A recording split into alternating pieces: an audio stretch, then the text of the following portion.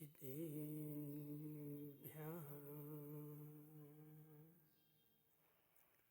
ॐ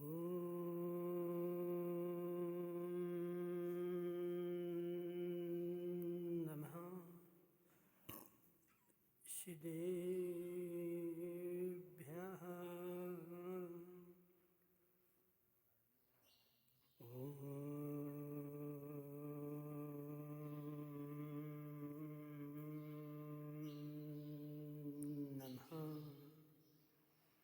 सिद्धेभ्यः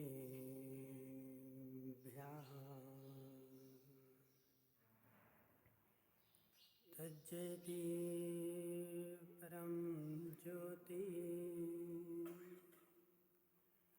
समं समस्तैरनन्तपर्यायै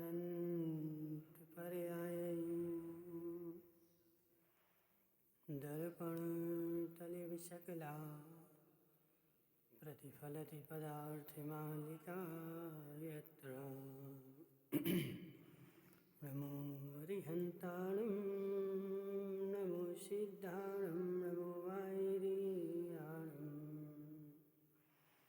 नमो अध्यायाणं नमो सब्बिसाहुणं। पंच परमेष्टि भगवान के अनंतानंत सिद्ध परमेष्टि भगवान के 1008 देवादेव वास्यपूज्य भगवान के 1008 देवादेव सुपारसनाथ भगवान के आचार्य भगवान अमृतचंद्र स्वामी के आचार्य भगवान विद्यासागर जी महाराज के आचार्य भगवान विशुद्ध सागर जी महाराज के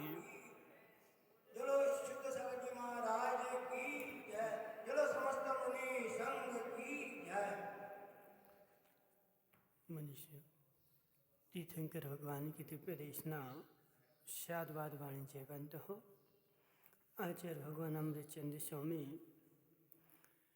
पुरुषार्थ सिद्धि उपाय ग्रंथ में हिंसा का स्वरूप समझा रहे हैं कि हे जीव, इस जीव ने अनंत काल से अज्ञान के वश होकर के अपने परिणामों को कितना घाता है, अपने परिणामों की कितनी हिंसा की।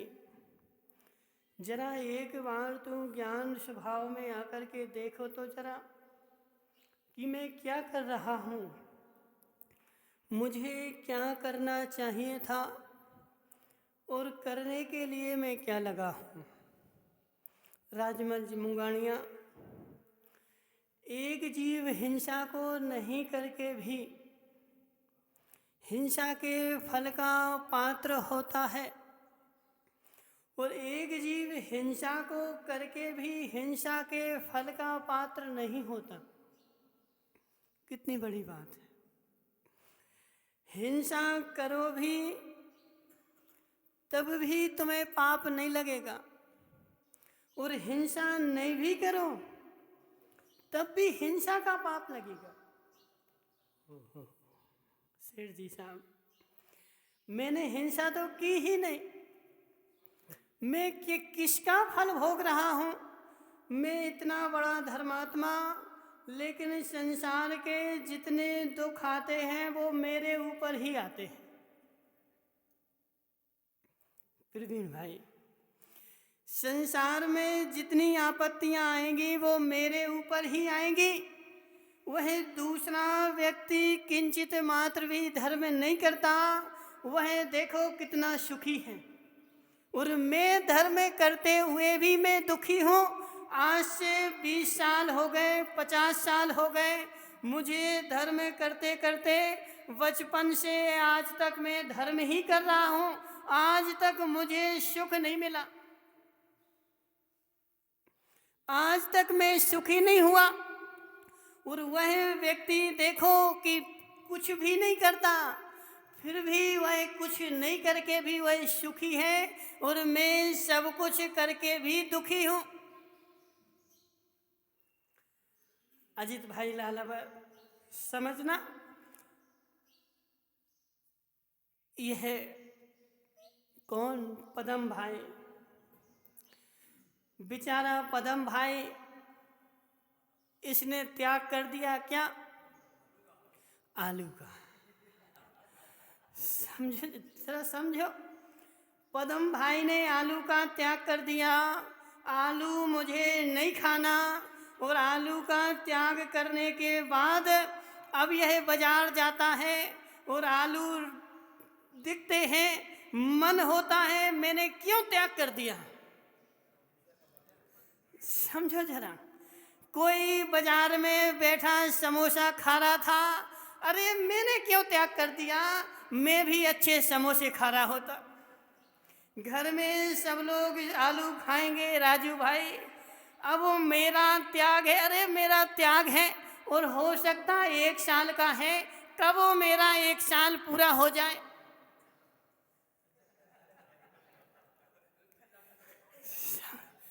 देखो, पदम को नहीं देखो, पदम तो उपलक्षण मात्र है, अपने अपने पदम को देखो। क्या अपने अपने पदम को देखो कि आचार्य भगवान 51 नंबर गाथा में क्या बोल रहे हैं कि एक जीव हिंसा करके भी हिंसा का पात्र नहीं है और एक जीव हिंसा नहीं करके भी हिंसा का पात्र है। कि मैंने आलू का तो त्याग कर दिया, अब क्यों मैंने त्याग कर दिया, कब वो मेरा समय पूरा हो जाए और मैं आलू खा लूं। समझो जरा, एक व्यक्ति और दूसरा व्यक्ति, निमेश पंडित जी ने आलू का त्याग नहीं किया।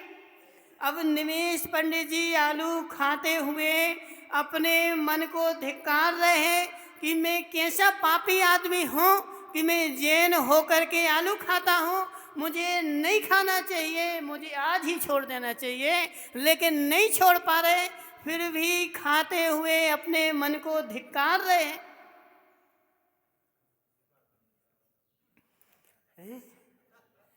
समझे जरा, इसका मतलब यह नहीं मनसुख लाल जी कि अभी तुम जाके खाना शुरू कर दो। सुनो जरा, सुनो जरा, एक व्यक्ति ने त्याग नहीं किया हसमुख पंडित जी, फिर भी उसका मन उसको धिक्कार रहा है, और एक व्यक्ति ने त्याग कर दिया और फिर भी उसका मन उसको धिक्कार रहा है। दो बातें, त्याग तो कर दिया, लेकिन त्याग करने के बाद भावना कैसी बनी कि मैंने क्यों त्याग कर दिया। एक व्यक्ति खाने को धिक्कार रहा है और एक त्याग को धिक्कार रहा है।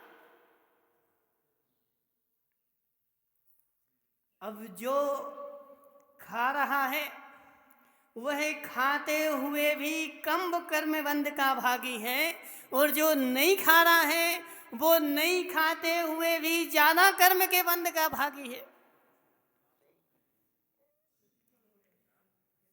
मनसुख लाल जी समझना, देखो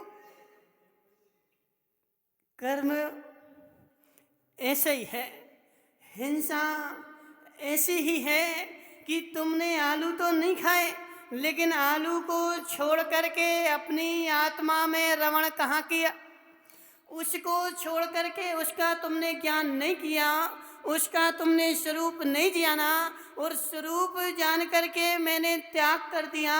अब त्याग करने के बाद उसमें लीन हो जाओ कि मैं नहीं खाऊंगा और नहीं खाना है।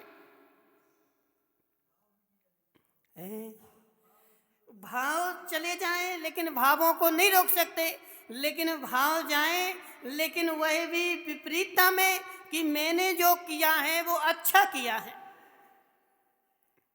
ऐसा नहीं,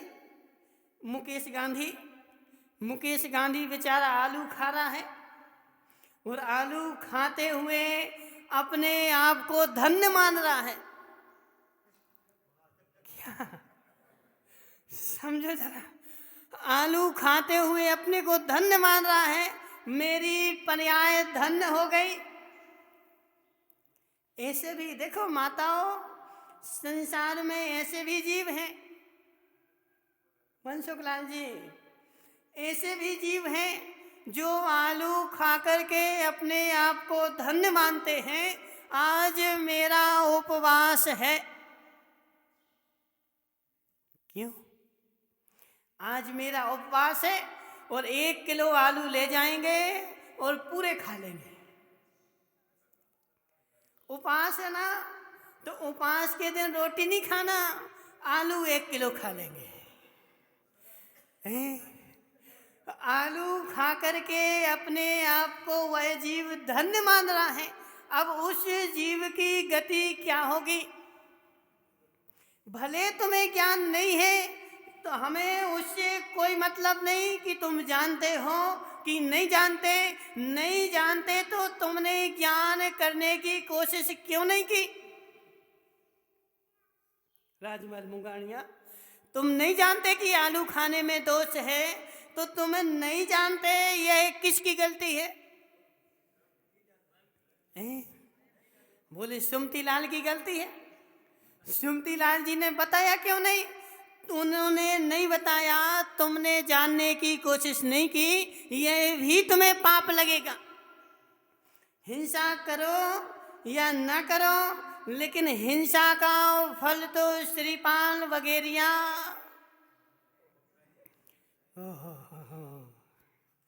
समझो जरा, हिंसा करो या न करो, लेकिन फिर भी मैं फल भोग लूंगा। कितनी अच्छी बात, कितनी अच्छी बात है। देखे ना, प्रवीण भाई बाजार से चले जा रहे थे, ठंड लग रही थी, बाजार के बगल में कचरा डला हुआ था। बोले एक काम हो जाए, इसमें अग्नि लग जाए तो मैं ताप लूं। अग्नि लगी नहीं है, अग्नि लगी नहीं है और कोई लगा भी नहीं रहा है। देखो कितनी अच्छी बात, लगी भी नहीं है और कोई लगा भी नहीं रहा है, फिर भी मैंने सारे जीवों के घात का, पाप का बंध कर लिया।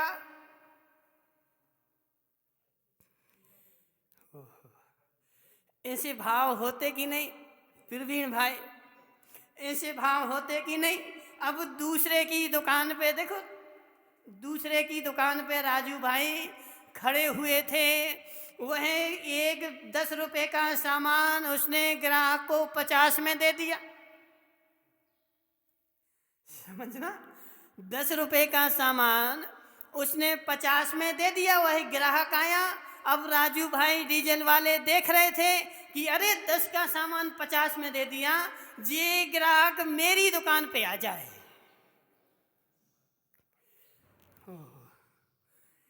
जी ग्राहक, ऐसा ग्राहक मेरी दुकान पे आ जाए तो तुमने सामान दिया भी नहीं, तुमने सामान लिया भी नहीं, फिर भी मायाचारी के पाप को बांध करके आ गए। कुछ भी नहीं किया मैंने तो, अब कुछ भी नहीं किया। संसार देखेगा तुम तो शुद्ध हो, तुम पाप से रहित हो, लेकिन कर्म कहेगा कि तुमने पाप बांध लिया। श्रीपाल वगैरिया समझो जरा, देखो मैं जितनी हिंसा करता हूँ उसको छोड़ना तो ठीक, लेकिन पाप तो मैं उससे कई ज्यादा बांध रहा हूँ। जितनी करता हूँ उतना तो पाप बंधता ही है, जितनी नहीं भी करता हूँ उतना भी मैं पाप बांध रहा हूँ। अब श्रीपाल जी से पूछ लो, कौन श्रीपाल? जे श्रीपाल नहीं, वो श्रीपाल मैना सुंदरी वाला। श्रीपाल जी, उस श्रीपाल ने पूर्व भाव में क्या किया था? पूर्व भाव में क्या किया था माताओं? पूर्व भाव में वह श्रीपाल भी तुम्हारे जैसा राजा था, और जब वह राजा था तो उसने क्या आदेश दिया कि सारे नगर की सफाई कर दो, सारे नगर में झाड़ू लगा दो। और नगर के उद्यान के बीच में एक मुनिराज बैठे हुए थे, और उसने उन नौकरों ने आकर के श्रीपाल से बोला कि हे महाराज, सारे नगर की सफाई कर दी, लेकिन उद्यान में एक मुनिराज बैठे हैं, वो नहीं जा रहे, वहां का कचरा हमने नहीं निकाला। ओहो, क्या बोला? क्या बोला? बोले सारा कचरा उन मुनिराज के ऊपर डाल दो। टोकनी भर भर के कचरा मुनिराज के ऊपर डाल दिया और 700 लोग वहां पर बैठे हुए थे, उन्होंने सबने हंस दिया। क्या? कुछ भी नहीं किया। सुरेंद्र बगेरिया कुछ भी नहीं किया। उन्होंने तो मात्र क्या किया? मात्र उन्होंने हंस दिया कि तुमने अच्छा किया। ऐसा कहा भी नहीं, ऐसा नहीं कि कहा हो, ऐसा कहा भी नहीं कि तुमने अच्छा किया। मात्र अंदर अंदर में प्रफुल्लित हो गए कि यह नग्न बैठा था, इसके ऊपर ऐसे ही होना चाहिए था। ऐसे मन में भाव आ गए और जैसे भाव आए तो उन भावों से क्या कर्मबंध हुआ कि जितना श्रीपाल को करने से हुआ उतना मात्र उनको अपनी आत्मा में भाव लाने से हुआ। और जब वह कर्मोदय में आया तो श्रीपाल का सारा शरीर कोड़ी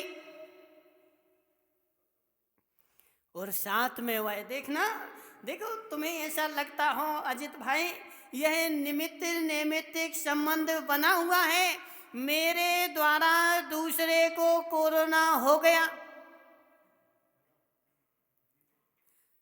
मनसुखलाल जी समझो कर्म सिद्धांत को।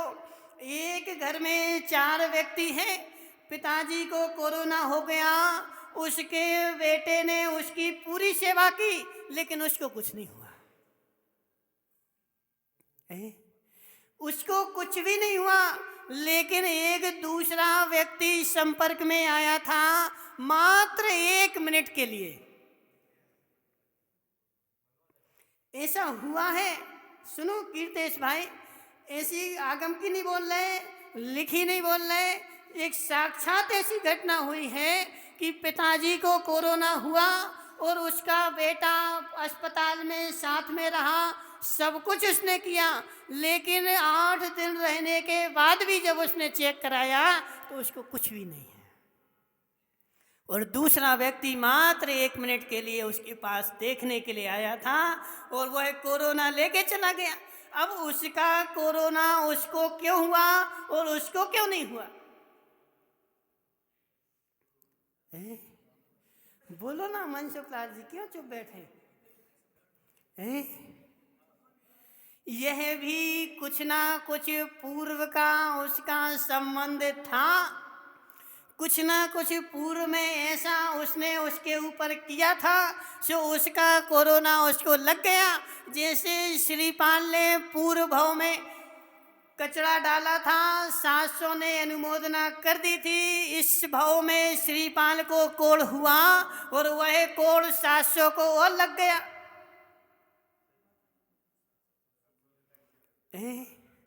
यह सारा निमित्त नैमित्तिक संबंध ऐसा बना हुआ है कि श्रीपाल ने तो आदेश दिया था और आदेश की हिंसा का पाप उसने भोगा, लेकिन शास्त्र तो बेचारे। राजू भाई बड़े संभल के समझना, बड़े संभल के समझना कि शास्त्र तो बेचारे फ्री में पिस गए। उन्होंने तो कुछ भी नहीं किया। माता और समझना, एक माता मंदिर में बैठी अपनी बहू की कहानी सुना रही थी। देखो ऐसा होता कि नहीं, एक सास अपनी बहू की कहानी सुना रही थी, 4 सास और मिल गई, बोले बहू होती ऐसी है। समझना, एक बेचारी ने तो अपने किए का कर्म भोगा, कर्म बांधा, लेकिन 4 बेचारी ने तो अपना फ्री का कर्म भोगा। फ्री का कर्म देने वाले संसार में खूब हैं, फ्री की सलाह देने वाले संसार में खूब मिल जाएंगे। वस्तुपाल जी, फ्री की सलाह लेने के लिए कहीं जाना नहीं पड़ता क्या? समझना प्रवीण भाई, तुम रात में 10 बजे बैठते कि नहीं? क्या करते हैं? 2-3 घंटे स्वाध्याय करते रहते। ओहो, आधा घंटे करते ना, आधा घंटा के बाद क्या करते हैं? ओहो, बोले महाराज समझना, एक गली में श्वान घूमता रहता है। कौन सा? खुजला श्वान। हसमुख पंडित जी, खुजला श्वान बेचारा गली में घूमता फिरेगा, अजित के घर पे आएगा, अपनी खुजली झरा जाएगा, और सुमती लाल के घर पे आएगा, अपनी खुजली झरा जाएगा, गांधी जी के घर पे आएगा, अपनी खुजली झरा जाएगा, प्रत्येक घर में अपनी खुजली बांट देगा, और तुम उस स्थान पर बैठोगे, तुम्हें खुजली लग जाएगी। ऐसे खुजले कुत्ते के जैसे फ्री की सलाह देने वाले संसार में खूब हैं। तुम शांति से अपने घर में बैठे होगे, कोई बेचारा आएगा और तुम्हारे मस्तिष्क में वह खुजली देके चला जाएगा, तुम खुजाते रहो। क्या है? क्या है? समझना, खुजली क्या, खुजली तो फिर भी अच्छी है। ये मस्तिष्क की खुजली उससे भी कई गुना बेकार है। तुम अपने घर में बैठे थे सुमती लाल जी, तुम्हें कुछ भी पता नहीं था। एक व्यक्ति आया, बोले सुमती लाल जी तुम्हें पता है? बोले क्या? बोले देखो उनके घर में ऐसा ऐसा हो गया, उनके बेटे ने ऐसा कर दिया, वह ऐसा है। इतनी सी खुजली वो दे कर गया और तुम रात भर खुजलाओगे। क्या रात भर, क्या महीना भर, और हो सकता है जिंदगी भर खुजलाओगे। खुजली तो है दूसरे की निंदा, दूसरे की बुराई। देखो मनसुख लाल जी, तुम्हें हमने 4 महीने प्रवचन सुनाए और 2-4 महीने में तुम भूल जाओगे क्या सुना था, कुछ भी पता नहीं, भूल गए। लेकिन आज से 20 साल पहले किसके घर में क्या हुआ था? बोलो ना। आज से 20 साल पहले किसके घर में क्या हुआ था, यह तुम्हारे मस्तिष्क में बैठा कि नहीं? और यह जो बैठा है, यह खुजली, देखो बाहर शरीर की खुजली तो तुम क्रीम लगा लोगे, ठीक हो जाएगी, लेकिन मस्तिष्क की खुजली ठीक होने वाली नहीं है। और वह जो मस्तिष्क में खुजली बैठी है, वह तुमने कुछ भी नहीं किया, लेकिन कर्म का बंध करा रही है। श्रीपाल जी सुनो जरा, मैंने तो कुछ भी नहीं किया महाराज, कुछ भी नहीं किया, कुछ भी नहीं किया, लेकिन मस्तिष्क में खुजली तो बैठी ना। धनपाल जी समझना, तत्व को समझना, मैंने कुछ भी, देखो करने वाला तो हो सकता है वह निष्पाप हो जाए, लेकिन सबसे ज्यादा कोई छोड़ने योग्य है, सबसे ज्यादा कोई अलग करने योग्य है, तो वह मस्तिष्क की खुजली है, मस्तिष्क का रोग है। क्योंकि मस्तिष्क का रोग से ज्यादा हिंसा संसार में कहीं भी नहीं है। कितनी हिंसा करोगे सेठ जी साहब, कितनी हिंसा करोगे तुम? वह राम को देख लो, राम ने युद्ध लड़ा रावण से, करोड़ों लोगों का घात हो गया, एक दो का नहीं, करोड़ों का घात हो गया। महाभारत हुई, करोड़ों का घात हो गया, करोड़ों लोग चले गए, लेकिन फिर भी वो राम, वो तो मोक्ष चले गए। माता समझना, वह राम तो मोक्ष चले गए, और जिस रावण से घात किया वह भी अगले भव में वो भी मोक्ष चला जाएगा। वह 2 पांडव मोक्ष गए और 3 आकर के फिर वो मोक्ष चले जाएंगे। करोड़ों का घात करने के बाद भी क्या सुमती लाल जी, एक दो नहीं, महाभारत में कितने जीवों का घात हुआ, एक दो नहीं, करोड़ों करोड़ों की संख्या में जीवों का घात हुआ।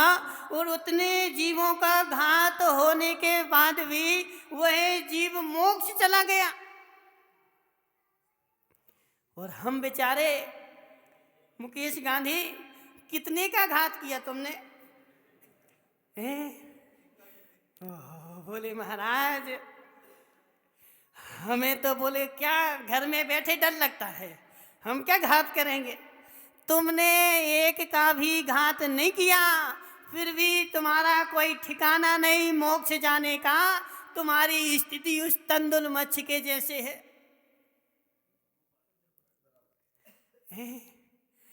महामत्स्य तो नरक में जा रहा बेचारा, नरक में जाकर के 7वें नरक के दुख भोगेगा। क्यों? क्योंकि उसने असंख्यात मछलियों को खाया, लेकिन उस बेचारे तंदुल मच्छ ने तो एक भी मछली नहीं खाई आज तक। एक भी, उसका आकार ही कितना है, चावल के बराबर, इतना इतना चावल के जैसा मत्स्य, और उसने एक भी मछली नहीं खाई, लेकिन फिर भी 7वें नरक में जा रहा है। क्यों? क्योंकि इतनी सारी मछलियों को देख करके बेचारा सोचता है, क्या खाता नहीं है एक भी, खाता नहीं है एक भी, लेकिन सोचता क्या है कि इतनी सारी मछलियां यदि मेरी योग्यता होती तो मैं तो एक नहीं छोड़ता। हो गई क्या हिंसा हो गई। इसलिए देखो, काय की हिंसा रोकना सरल है, लेकिन काय की हिंसा से इतना पाप आज तक होता ही नहीं जितना मन की हिंसा से होता है, जितनी भावों की हिंसा से होता है। काय की हिंसा करने वाला भी उसी भाव से मोक्ष चला जाए, जा नहीं सकता है, चला जाएगा। लेकिन वचन मन की हिंसा वाला बेचारा, आज हमारे साथ स्थिति यही है, एक की भी हिंसा नहीं की, एक की भी हिंसा। देखो सेठ जी साहब, भाव तो आ ही जाते हैं, क्या भाव तो आ ही जाते हैं। अब जी श्रीपाल जी बैठे बगेरिया, श्रीपाल बगेरिया, भाव तो आ ही जाते हैं। मेरे पास भी 40 गाड़ियां होती, मेरा भी शोरूम एक खुलाना, नगर नगर में मेरे शोरूम खुल जाए। देखो तुम कितना ही मना करो, लेकिन भाव नहीं आ जाते। अंदर में मानसिकता ऐसी बैठी हुई है, मेरी हितेश मुंगानिया, मेरी नगर में सबसे ज़्यादा दुकानें मेरी खुल जाएं, सारी एजेंसी मेरे घर में आ जाएं। आएगी नहीं, पता है क्यों नहीं आएगी, क्योंकि लोग बड़ा है, संसार बड़ा है, सबके पास रहेंगी। लेकिन मेरे पास भाव ऐसे हैं कि संसार की सारी संपत्ति मेरे पास ही आ जाए।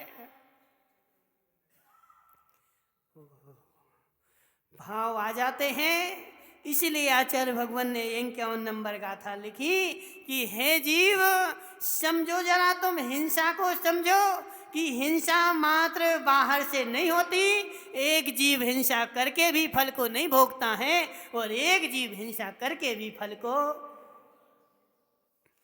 हिंसा करो फल भोगना पड़े जरूरी नहीं है, और हिंसा नहीं करो और फल नहीं भोगना पड़े जरूरी नहीं है।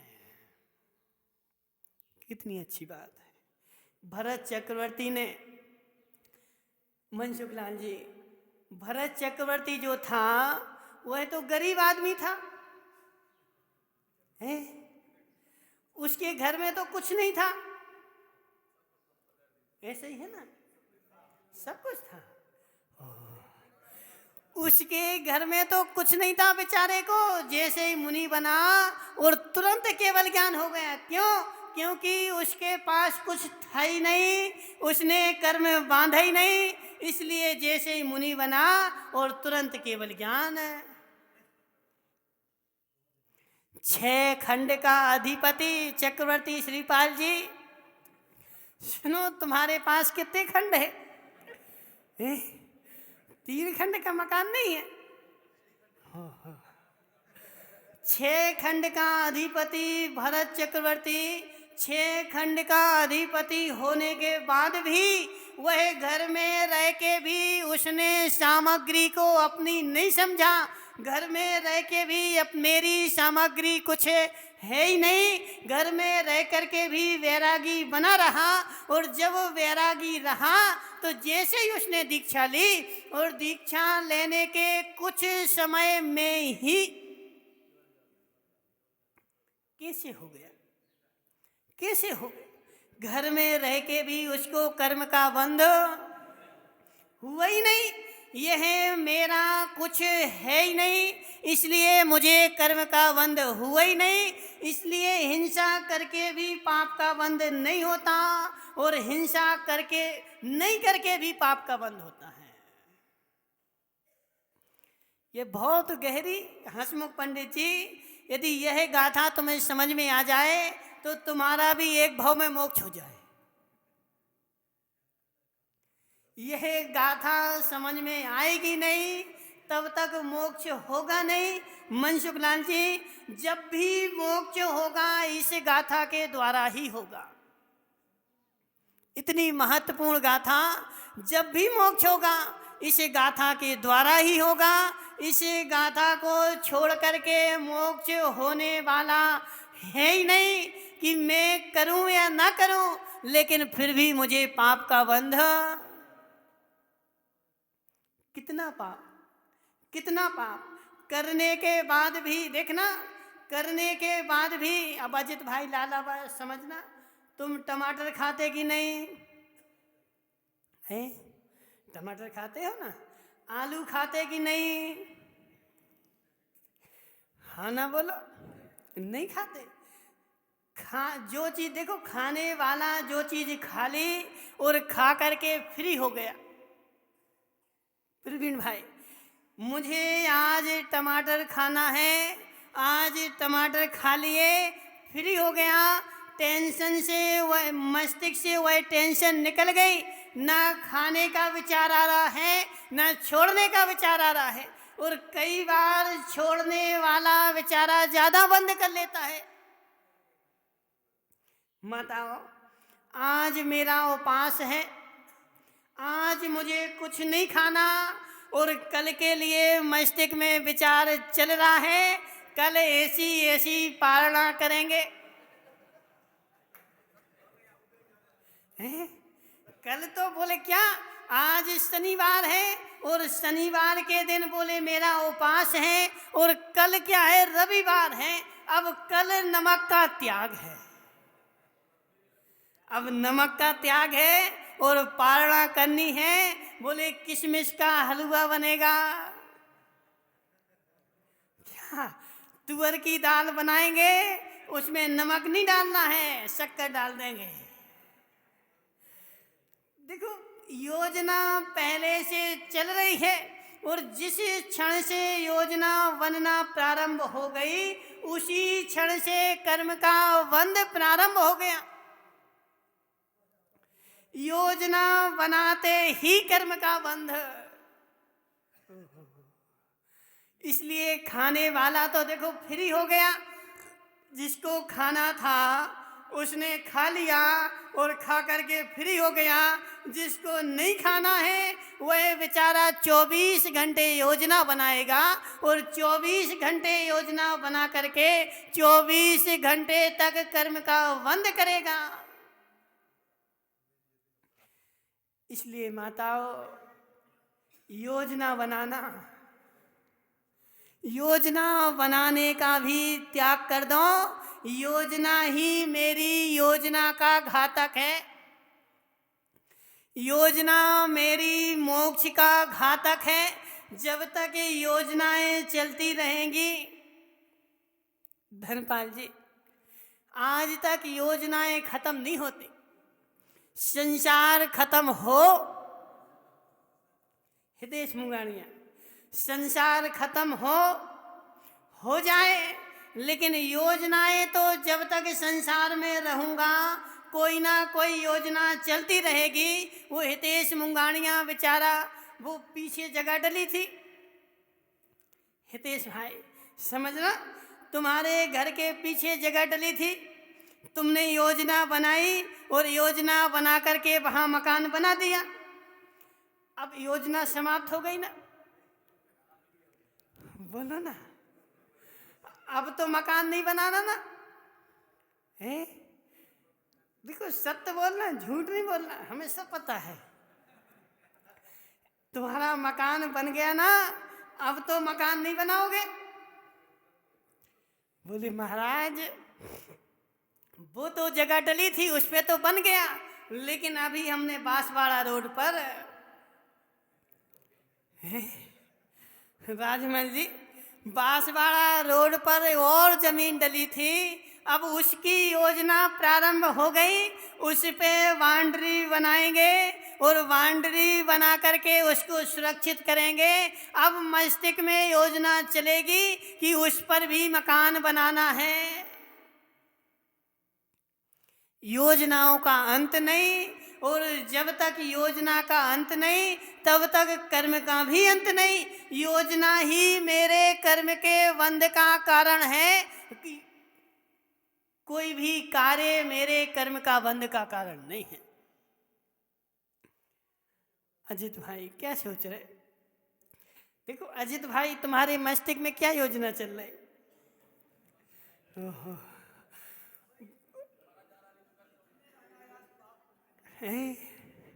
समझो जरा, अजित लालावत क्या सोच रहे? बोले महाराज तहसील रोड पर मकान बनाएंगे, तहसील रोड पर मकान बनेगा, तहसील रोड पर दुकान खुलेगी, बड़ी बड़ी गाड़ियां आएंगी, उस गाड़ियां वहां पर खाली होंगी। यहाँ तो छोटी सी दुकान है, वहाँ और बड़ी दुकान खुलेगी और बड़ी दुकान बन जाएगी। फिर हम अपने बेटे को वहाँ बैठा लेंगे और फिर हम घर से संन्यास ले लेंगे जब तक दुकान नहीं बनेगी। और देखना दुकान बनने के बाद भी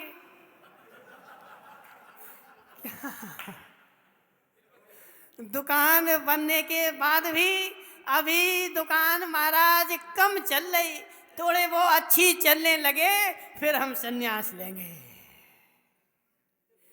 योजना का देखना, योजना का अंत होगा नहीं।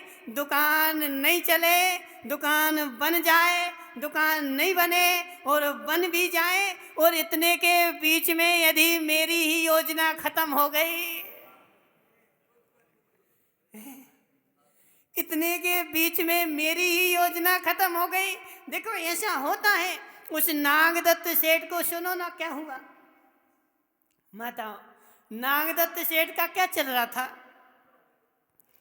हितेश मुंगानिया, नागदत्त सेठ के मन में क्या चल रहा था?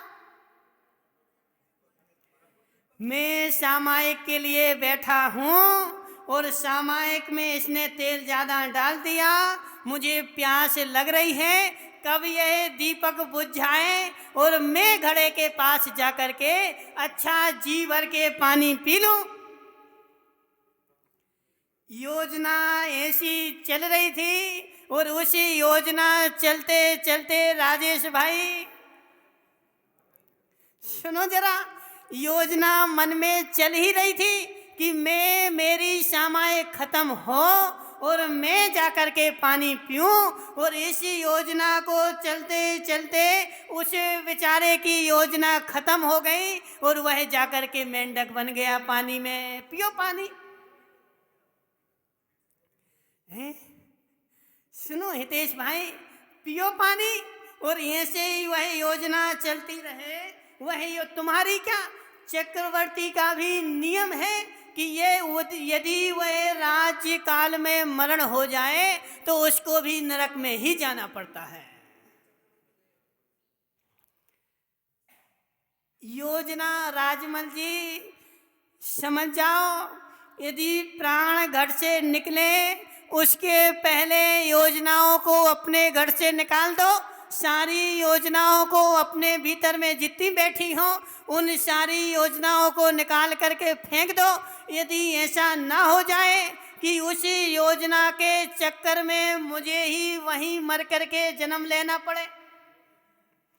देखो तुम माताओं प्रथमान योग पढ़ती ना, कितने राजाओं के साथ ऐसा हुआ, कितने राजाओं के साथ ऐसा हुआ कि वह धन संपत्ति उनने जोड़ करके रखी थी और उस काल में मरण हो गया और उनको ऐसी शंका थी कि मेरी संपत्ति कोई चुरा ना ले, तो वहीं मर करके रास कोष में।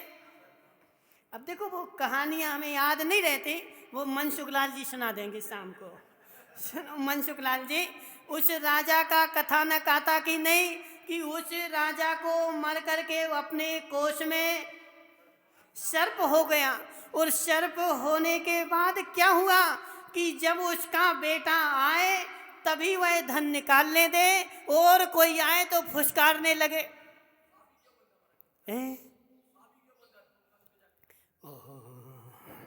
सुनो प्रवीण भाई, यदि नहीं बनना हो तो सुन लो। सर्प इसलिए बनता है क्योंकि त्रियंच पर्याय मायाचारी से मिलती है। सर्प जैसा टेढ़ा है ऐसे परिणाम तुम्हारे टेढ़े थे, परिणाम तुम्हारे टेढ़े थे और परिणाम टेढ़े होने के साथ तुम्हें धन बचाने की योजना तुम्हारे मस्तिष्क में चल रही थी। अब तुम गाय बन जाओगे, हैं? गाय बन जाओगे, कोई भी तुम्हारा कान पकड़ के बाहर फेंक देगा, चलो भगो यहाँ से। गाय बन करके तुम नहीं धन बचा पाओगे। एक ऐसी सर्प की ही पर्याय है, अब ऐसे बहुत बड़ी शेर की पर्याय मिल जाए माना की क्या होगा? शेर की पर्याय मिल जाएगी, तुम राजकोष में घुस ही नहीं पाओगे। सर्प एक ऐसा है कि कहीं भी घुस जाता है और कहीं भी बैठ जाता है, इसलिए और सर्प से प्रत्येक व्यक्ति डरता है। प्रवीण भाई, सर्प से प्रत्येक व्यक्ति डरता है, इसलिए उसको वहां सर्प बनना पड़ा और मेरा बेटा आएगा तो मैं धन उठाने दूंगा और कोई दूसरा आएगा तो इस धन को कोई छू ही नहीं सकता। योजना जैसी चलेगी कीर्तेश भाई, ऐसा सिद्धांत का नियम है, जैसी योजना चलेगी वैसे जगह ही तुम्हें जन्म लेना पड़ेगा। क्यों? क्योंकि मरते वक्त भी यह योजना खत्म हुई नहीं थी और यदि तुम्हें स्वतंत्र होना है, यह भी देखना सारे निमित्त नैमित्तिक संबंध बने हुए हैं। श्रीपाल जी बगेरिया, मैंने अपने बेटे को इसी बेटे को जन्म क्यों दिया? बोलो, कोई दूसरा जीव आकर के मेरे घर में क्यों नहीं जन्म हुआ? पूर्व का मेरा उससे कुछ संबंध था और मुझे उसका कुछ चुकाना था, इसलिए मैं जिंदगी भर कमाता रहा और सारा पोटरी पुत्र को दे जाऊंगा। ले लो बेटे, पूर्व में हमने तुम्हारा लिया था, अब तुम हमारा ले लो। सारे संबंध ऐसे बने हुए हैं। यदि तुम स्वतंत्र होना चाहते हो, मुकेश गांधी बेचारा सोच रहा, महाराज अभी तो मेरा बेटा पढ़ रहा है, समझना। यदि स्वतंत्र होना चाहते हो, संसार से स्वतंत्र होना चाहते हो, तो संसार से स्वतंत्र होने का एक ही उपाय है कि अपने मस्तिष्क में इस घट से प्राण निकले, उसके पहले योजनाओं को निकाल देना, योजनाएं समाप्त कर देना। यदि योजनाएं चलती रही, देखना अजित भाई लालावत, गृहस्थ की ही नहीं महाराज की भी योजनाएं चलती हैं। मेरा धाम बन जाए, और कदाचित धाम नहीं बना। अब तुम तो कह दोगे महाराज स्वर्गवासी हो गए, लेकिन अवधि ज्ञानी महाराज से पूछने जाओ, केवल ज्ञानी से पूछने जाओ कि इन महाराज का क्या हुआ।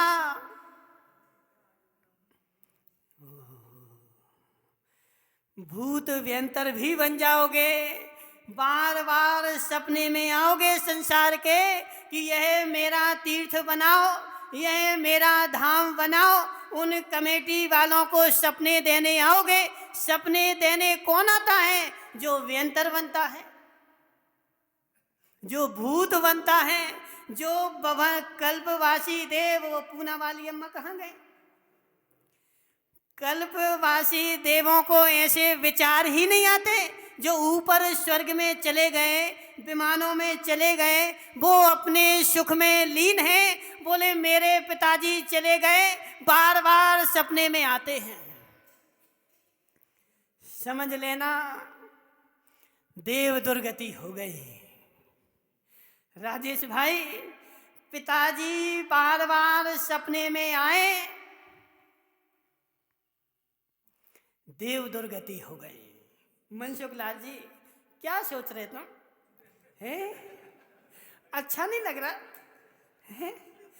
यदि पिताजी बार बार सपने में आए तो देव दुर्गति हो गई, वह भूत व्यंतर बन गए। इसलिए बार बार मेरे सपने में आ रहे हैं, मुझसे बार बार कह रहे हैं। ऐसे कोई महाराज भी यदि बार बार सपने में आए तो समझ लेना उनकी दुर्गति हो गई। और दुर्गति होने के बाद वह तुम्हें सपना देने आ रहे कि तुम मेरा ऐसी योजना पूर्ण करो। योजना पहले घर से प्राण निकले और योजना समाप्त हो जाए, तभी तुम स्वतंत्र हो पाओगे और स्वतंत्र हो करके जा पाओगे। यदि वह योजना चलती रही तो हो सकता त्रियंच बन के और देव बन गए तो दुर्गति में जा करके बार बार वहीं आना पड़ेगा। एक बार नहीं, बार बार वहीं आना पड़ेगा। अब सपने में नहीं आए तो इसका क्या मतलब? सुगति हो गई। सुनो जरा, सपने में आए इसका मतलब देव दुर्गति हो गई, और सपने में नहीं आए तो इसका मतलब उनकी सुगति हो गई। नहीं, यदि सपने में नहीं आए, धर्मात्मा नहीं थे और योजना चल रही थी, जिस जमीन की योजना थी उसी जमीन पर पेड़ बन के खड़े हैं।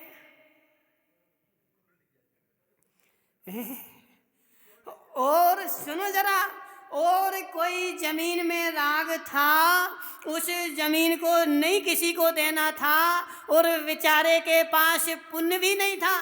यदि पुण्य होगा तो भूत बन के बैठेगा, और पुण्य नहीं था, पाप का उदय था, जो एक इंद्रिय बन करके बबूल का पेड़ बन के पूरी जमीन में हो जाएगा।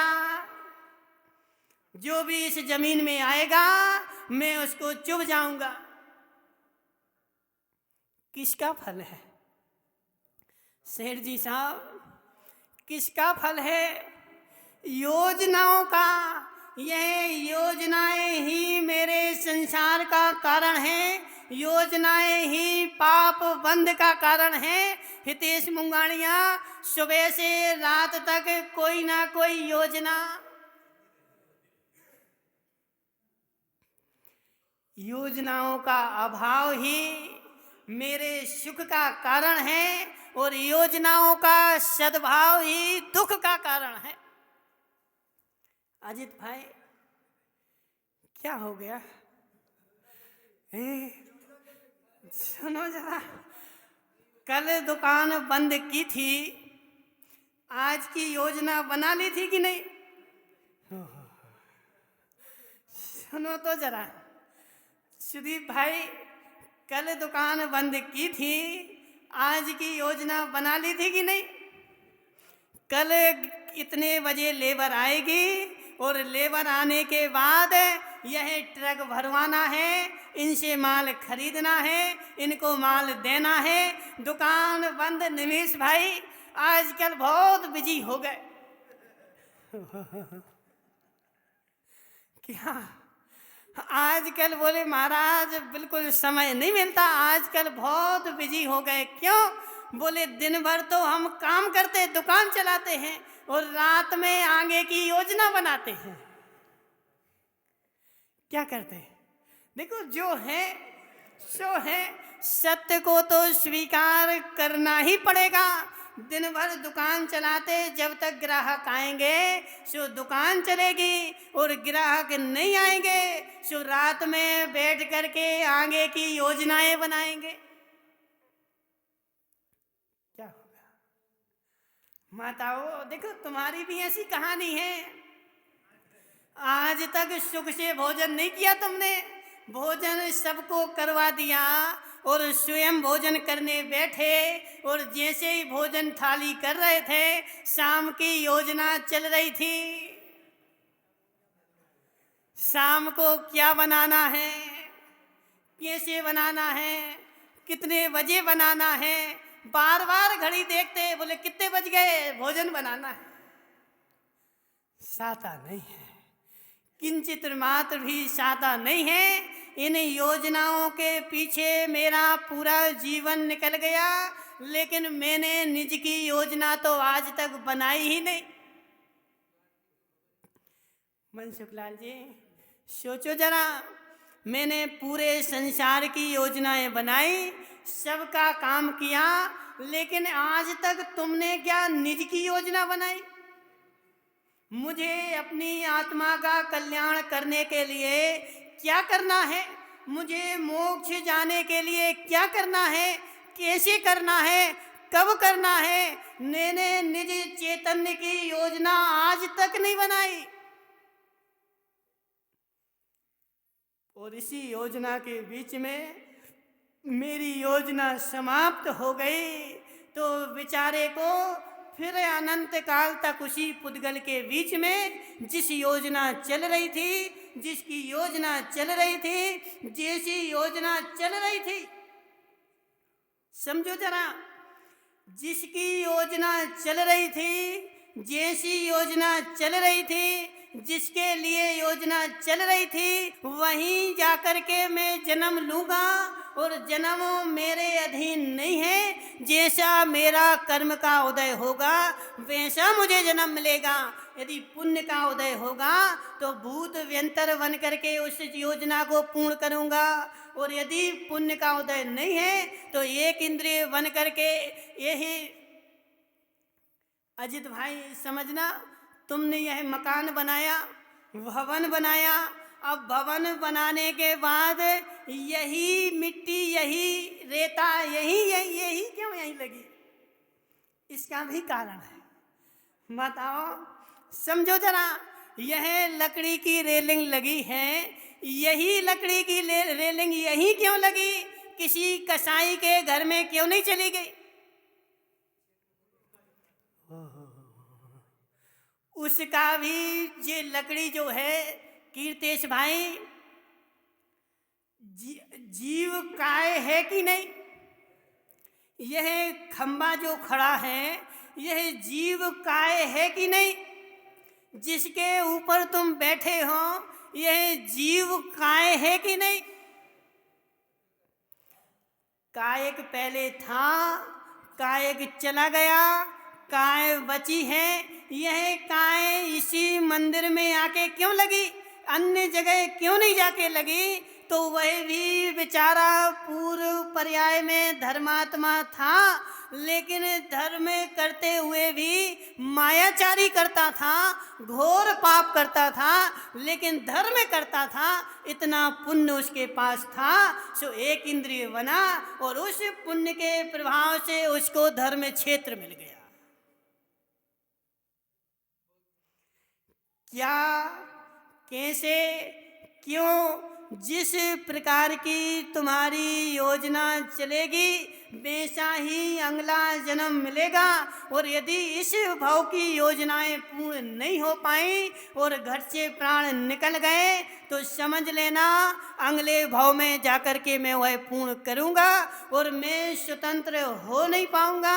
और यदि स्वतंत्र होना है मनसुखलाल जी,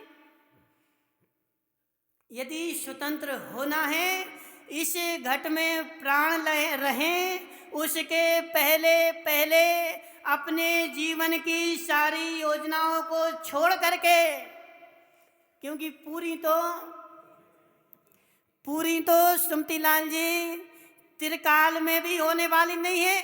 तुम्हें कितने 50, 60, 70, 80 साल का जीवन मिला है, एक पूर्व कोटि का भी मिल जाए, कितना, एक पूर्व कोटि का जीवन भी मिल जाए और तुम्हारी सारी योजनाएं पूर्ण हो जाएं, ऐसा त्रिकाल में होने वाला नहीं है। फिर भी 50, 60 साल की आयु मिली है, और यदि तुम इस घर से मुक्त होना चाहते हो तो मुक्त होने का एक ही उपाय है कि घर से प्राण निकलें, उसके पहले सारी योजनाओं को छोड़ करके मैं निर्मुक्त हो जाऊं, निराकुल हो जाऊं। यदि निराकुल होगे तभी समाधि होगी। अजित भाई, समाधि के लिए देखो, अब बोले पिताजी जाने लगे, बोले पिताजी जा ही रहे, अब तो डॉक्टर ने मना कर दिया, अब चलो महाराज के पास समाधि करवा दो।